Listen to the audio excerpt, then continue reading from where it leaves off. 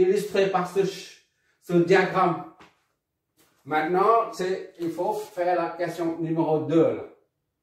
Puisque le déphasage est présent, on va faire une compensation. Faire de sorte qu'il n'y a plus de déphasage entre le courant et la tension. C'est-à-dire le courant débité par la source. C'est-à-dire la source fait de sorte que la source voit le circuit comme une impédance purement résistive. D'accord? On va tromper en fait, on va tromper la source en modifiant le circuit. On va tromper la source. Pour l'instant, la source voit que le circuit est de nature capacitive parce que l'angle de déphasage c'est négatif. On a dit pour une bobine, l'angle de déphasage c'est positif. L'angle de phase est positif. Pour un condensateur, l'angle de phase est négatif. D'accord? Ça c'est inductif. Le circuit est inductif. Et là, c'est le circuit capacitif. D'accord? Ici, là, phi est négatif. La source de tension, là, qui alimente le circuit, voit le circuit comme un élément plutôt capacitif. D'accord? Il voit que le circuit est capacitif. Maintenant, on va faire de sorte que le circuit, la source de tension voit le circuit comme un élément purement résistif. D'accord? Et pour ça, on fait ce qu'on appelle une compensation. D'accord? Pour supprimer le déphasage afin que V et I soient en phase. Mais, tu te rappelles pourquoi on appelle cosinus phi?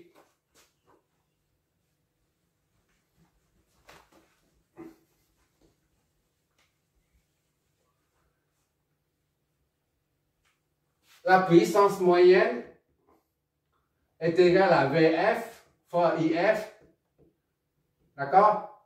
Cosinus phi V moins phi I. D'accord? Ça, c'est réel. Et ça, c'est S là, on remet là, c'est égal à phi V moins phi I. D'accord? Mais ça, c'est égal aussi à S fois cosinus phi V moins phi I. D'accord? Là, ça signifie cosinus. D'accord? Plus G sinus phi V moins phi I. Toutes ces formules sont liées ensemble. Ça, c'est juste un rappel. D'accord? Il faut ramener cosinus phi V et phi I à l'unité, à 1, pour supprimer le déphasage entre la tension et le courant de source. D'accord?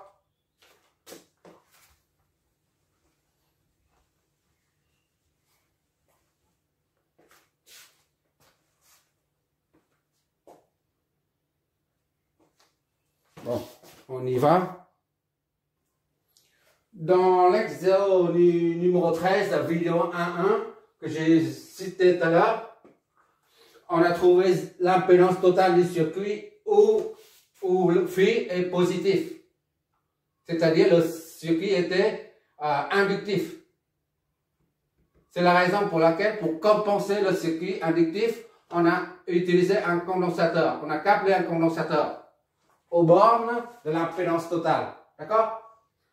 Mais à présent, l'angle de phase de l'impédance totale est négatif. L'angle de phase à présent est négatif, là, moins 18 et quelques. Donc on doit apporter on va câbler une inductance. D'accord? C'est-à-dire, puisque ça c'est négatif, il faut apporter quelque chose qui soit positif. Ça c'est positif. D'accord? Et ici, là, quand c'est inductif, là, supérieur à 0 inductif, on doit apporter quelque chose qui soit négatif. Qui soit négatif pour annuler l'angle. D'accord? Là, on est en présence d'un angle négatif. Donc, on doit câbler, installer une inductance aux bornes de l'impédance totale. D'accord? Pour annuler son angle de phase moins 18. D'accord?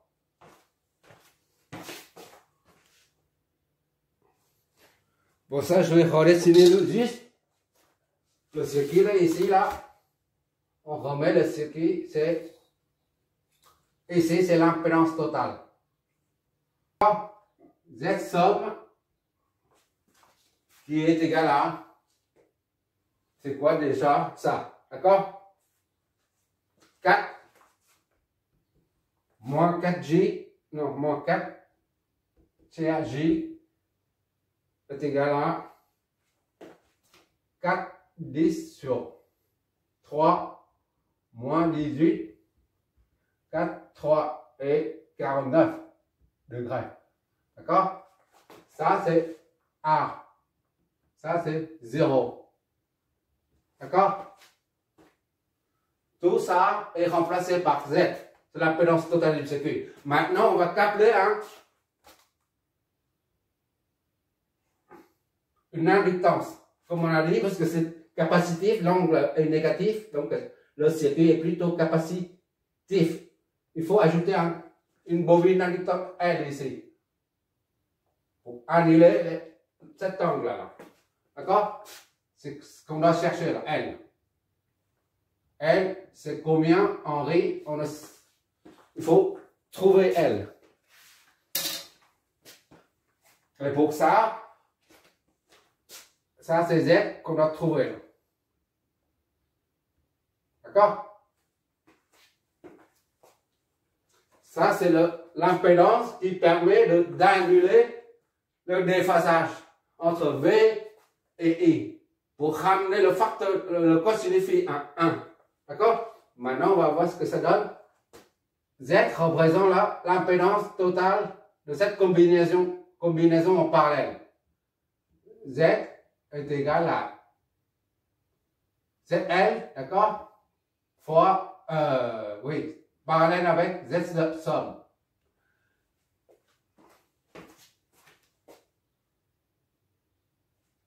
ZL, c'est XL.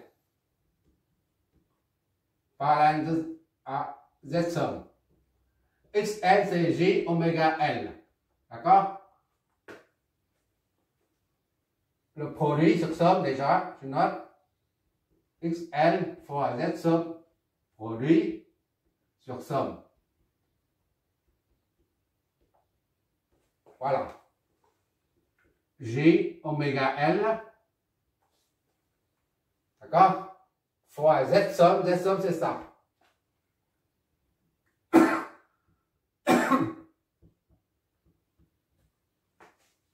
D'accord? Sur J oméga L plus J. D'accord? On remplace à présent oméga. Oméga, c'est 1. Donc Z est égal à J 1. N, c'est combien? C'est connu, justement, c'est ce qu'on cherche. D'accord? L fois 4 moins 4 sur 3J divisé par Z J1L plus 4 moins 4 sur 3J. Ça nous donne JL 4 moins 4 sur 3J sur JL plus 4 moins 4 sur 3J, d'accord, est égal à 4LJ, d'accord, NJ, moins ici, J et J se fait J carré. J carré se fait moins 1. D'accord? Moins et moins se fait plus. Plus 4L sur 3. tout ça sur 4 L, on met J en facteur, moins 4 sur 3 G. D'accord? Je me demande ce que je fais pas.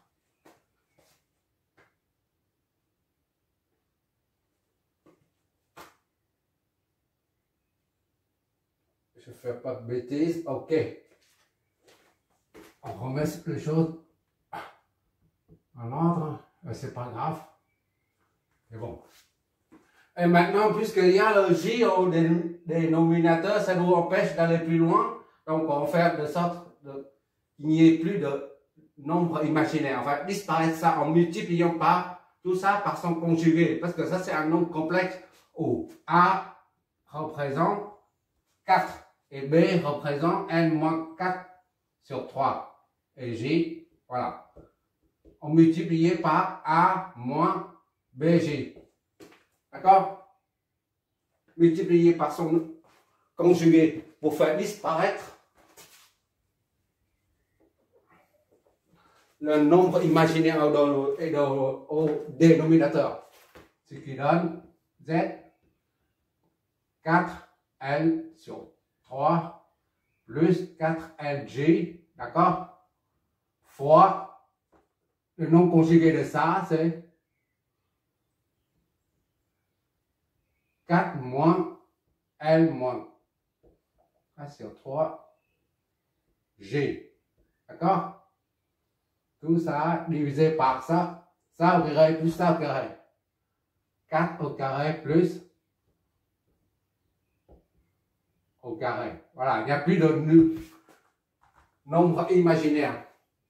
Et on va développer tout ça. 4 et 4, ça fait 16. 16 sur 3.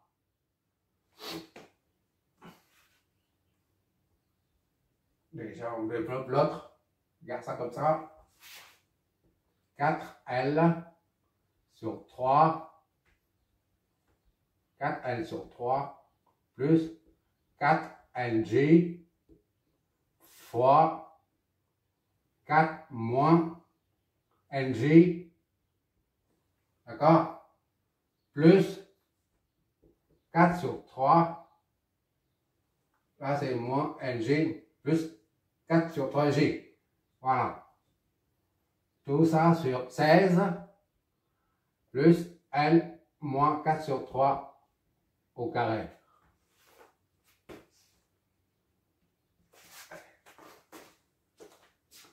Je ne fais pas d'erreur, j'espère, je m'éloigne pour mieux voir.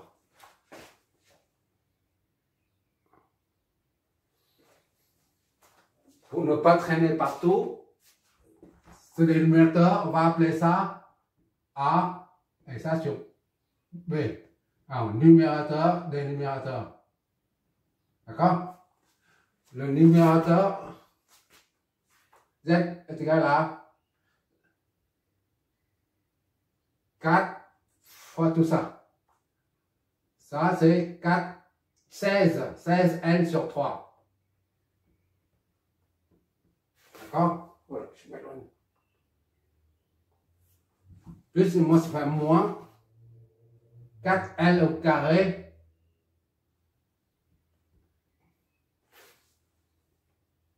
sur 3G. G, d'accord? Et ça, c'est 9.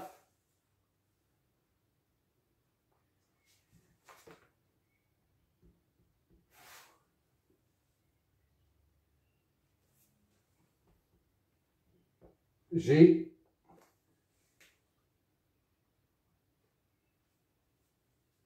Et ça, c'est 14. Oui. 16 LG.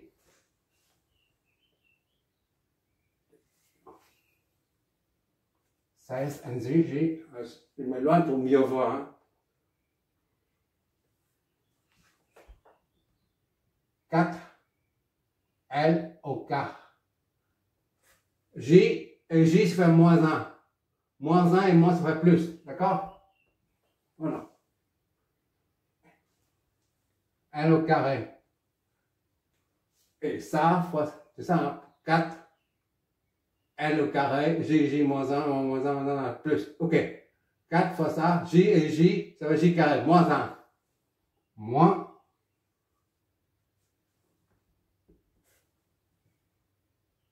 N sur 3. Voilà.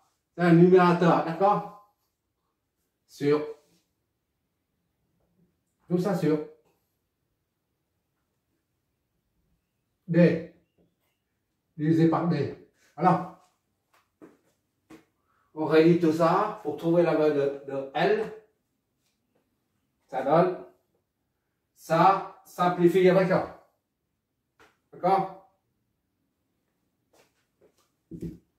Et ça donne 4L au carré. 4L au carré, c'est ça. On met J en facteur.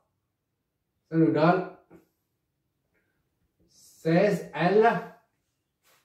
D'accord? 16L plus 16L sur 9. D'accord? Et moins 4L au carré sur 3. Divisé par D. D'accord?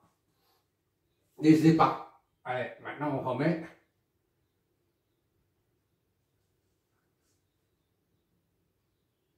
« 16 plus 2, la L, moins 4 sur 3 au carré. » Voilà.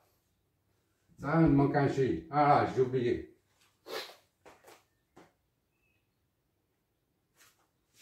Ça est égal à Z est égal à 4L au carré sur C plus au carré plus 16L plus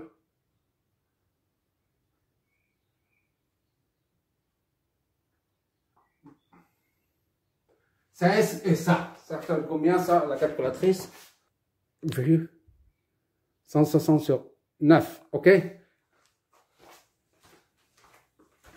160 sur 9, L, d'accord?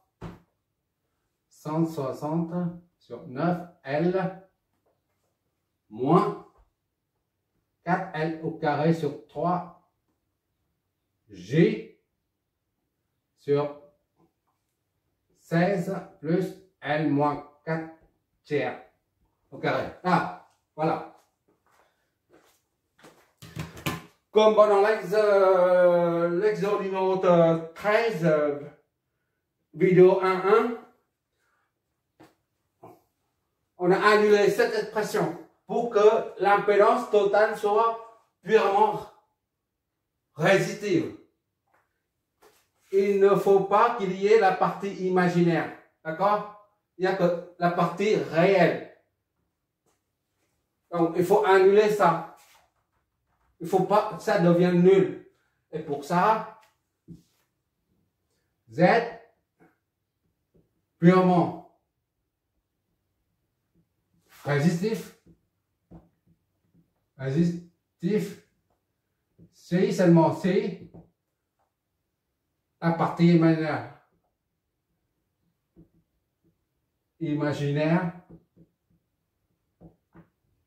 est nul. D'accord? C'est-à-dire ça doit être nul.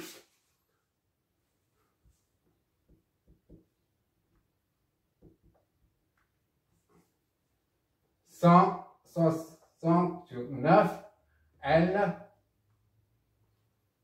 moins 4, L au carré sur 3, G,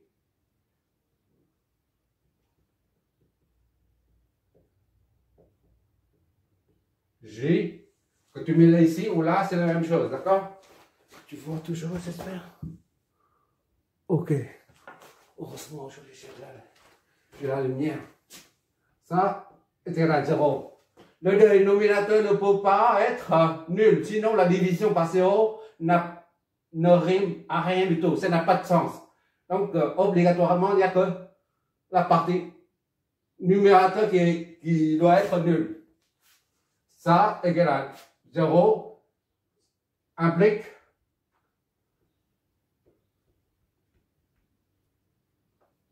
implique 160 sur 9L moins 4L au carré sur 3 est nul. D'accord? C'est-à-dire, on met en facteur, il nous reste 160 sur 9 moins 4L sur 3 est égal à 0. D'accord? L est égal à 0, eh ben, ça n'a pas de sens. D'accord? Donc, il n'y a que ça qui s'annule pour que ça soit valable. 160 moins 4L sur 3 est nul. Donc, 4L sur 3 est égal à 160 sur 9, soit L est égal à 160 sur 9 fois l'inverse. Qu'est-ce que ça nous donne? Calculatrice. Voilà. Puis, voilà. En décimale. 13,33 Henri. D'accord?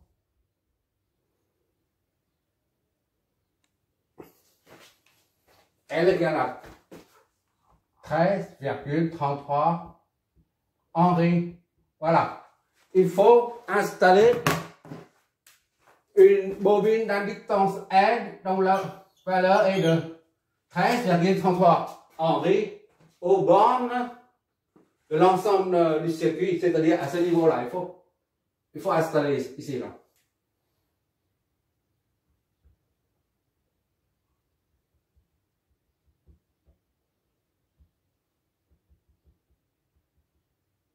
Voilà, il faut cette inductance-là, cette bobine, la bobine d'inductance L, l'inductance L égale à 13,33 doit être installée à ce niveau pour annuler l'effet inductif causé par l'angle de phase de moins 18.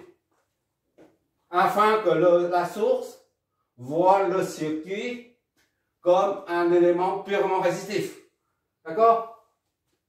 Et à ce moment-là, il n'y a plus de déphasage entre I et V. On va contrôler tout ça pour voir si c'est bien nouveau Z là, est purement résistif. D'accord? On va vérifier si F, Z est purement résistif, c'est primo. Et secondo, il faut vérifier aussi que l'angle de phase, une fois là, l'inductance, la bobine est installée, on vérifie aussi que si le déphasage existe toujours entre V et I. D'accord? On va faire ça tout de suite. J'ai tout effacé là. J'ai tout effacé. Je remets le résultat qu'on a trouvé là, l'inductance de la bobine à installer aux bornes du circuit là à 0. C'est L installé parallèlement à Z sub pour annuler l'angle de l'impédance existant qui est plutôt de nature capacitive. D'accord? Là, je redessine le circuit, là, tout ça, les 4 éléments est remplacé par Z sum. D'accord? Et puis, ça représente la bobine d'inductance L qu'on va installer. Donc, la valeur, c'est 13,33 Henri. Maintenant, il y a 3 choses à contrôler. Premièrement, il faut contrôler pour voir si l'impédance totale, ici et là, est bien, l'impédance nouvelle, si tu préfères, est bien purement positive, c'est-à-dire sans partie imaginaire. Ici, c'est l'impédance du circuit initial, où il y a la partie imaginaire qui génère un angle de phase. Maintenant, on ajoute ça et on vérifie que si Z est purement positif, sans partie imaginaire, d'accord? Z, il y a 3 trucs à vérifier. Et à partir de là, on vérifie si V et I sont déphasés ou pas, d'accord? Et enfin, on vérifie aussi la puissance complexe. Bon, pour l'instant, on vérifie Z. Z est égal à XL de la nouvelle composante qu'on vient d'installer là. SL, ça est pareil à Z somme est égal à XL produit sur somme. Je sais pas si tu vois, produit sur somme. C'est-à-dire XL de la J oméga L fois Z somme, c'est 4, soit ça ou ça. Je prends ça, c'est les valeurs exactes, tandis que ça, il y a des virgules. C'est tout. C'est pour cette raison que j'ai pris ça. Pour ne pas trop commettre trop d'erreurs. Produit sur somme. J oméga L plus ça. J. Et en remplaçant, le circuit fonctionne toujours à une station oméga égale à 1 radian par seconde. D'accord? Ça fait J 1L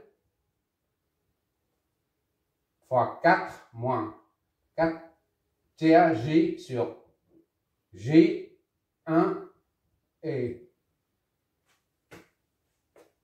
Non, on a déjà la valeur. On met directement la valeur, d'accord? On met directement la valeur.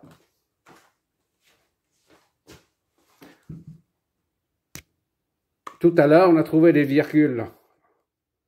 On met en fraction pour ne pas trop commettre d'erreur. Voilà. Alors, au lieu de mettre 13,33, on met 40 sur 3.